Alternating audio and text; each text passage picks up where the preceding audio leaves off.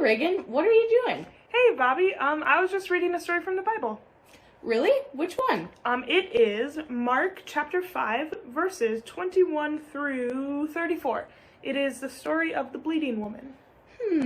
I don't think I know that story. That's all right. I'll read it to you. All right, so when Jesus had crossed again in the boat to the other side, a great crowd gathered about him, and he was beside the sea. Then came one of the rulers of the synagogue, and seeing him, he fell at his feet and implored him earnestly, saying, "My little daughter is at the point of death. Come and lay your hands on her, so that she may be made well and live." And he went with him. And a great crowd followed him and thronged about him. And there was a woman who had a discharge of blood for 12 years, and who had suffered much under many physicians, and had spent all that she had, and was no better, but rather grew worse. She had heard the reports about Jesus, and came behind him in the crowd, and touched his garment. For she said, "If I touch even his garments, I will be made well." And immediately the flow of blood dried up, and she felt in her body that she was healed from her disease. And Jesus, perceiving in himself that the power had gone out from him, immediately turned about in the crowd and said, "Who touched my garments?" And his disciples said to him, "You see the crowd pressing around you, and yet you say, 'Who touched me?'" And he looked around to see who had done it. But the woman, knowing that what had happened to her, came in fear and trembling, and fell down before him and told him the whole truth.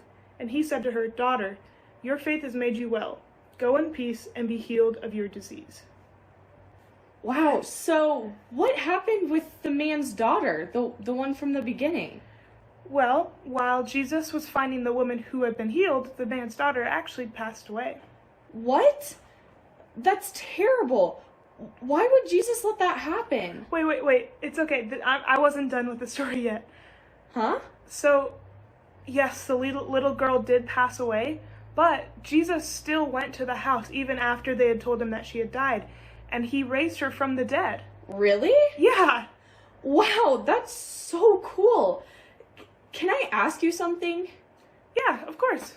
Well, I just wanted to know why you chose to read that story today. That's a great question. So in this story, Jesus was asked to heal a man's daughter, and that man was a leader in the synagogue. He was someone who was really well respected in that town. And when Jesus went through the town, went through the crowd of people, he was met by the bleeding woman, and this woman was an outcast. Do you know what that means? An outcast, like they were on the outside? Yeah. So an outcast is someone who's been sort of pushed to the side. They're not always welcome, and no one is on their side. They probably don't feel like they belong. Oh, okay. I think I understand. Like, when there's someone alone or being bullied on the playground and no one is on their side, they'd be an outcast? Exactly, yeah, you got it. So this woman who was an outcast, she didn't feel like she was even important enough to talk to Jesus and ask him to heal her. So instead, she just touched his clothes and she was healed. She was so confident in her faith that she didn't even need to ask. But what really sticks out to me about this story is that this woman didn't feel like she deserved Jesus' time, and that she felt like she wasn't important enough for Jesus. Well, that's not right. Jesus loves everyone. You are so right, and we know that. But this woman didn't, and so the reason I was reading this story today was to remind me of how important it is to remember that Jesus loves not only me, but every single person equally.